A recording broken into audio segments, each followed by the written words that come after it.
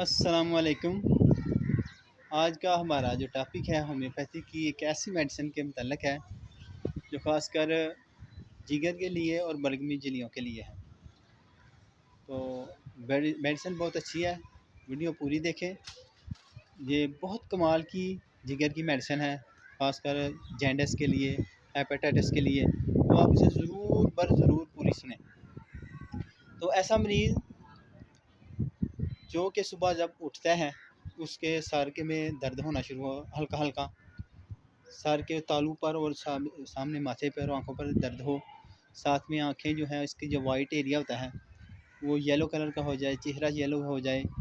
तो ऐसी कंडीशन की जो मेडिसिन है उसके बारे में आज डिस्कस करेंगे। ख़ासकर ये ऐसे मरीज़ जो ज़ुबान से जो है जब राल निकालते हैं तो वो लेसदार होती है। उसके अलावा इसकी ज़ुबान जो होती है उन पर मैल होती है।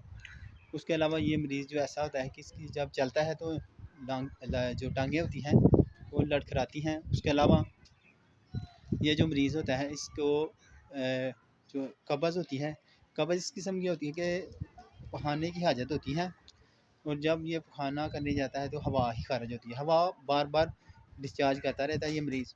तो अगर स्टूल आए तो स्टूल इसका आता है पतला, खाकस्तरी कलर का होता है। तो ये इसका स्टूल। उसके अलावा ये जो मरीज़ है इसको जो है आप गौर से देखें तो येलो इसकी स्किन हो जाती है सारी।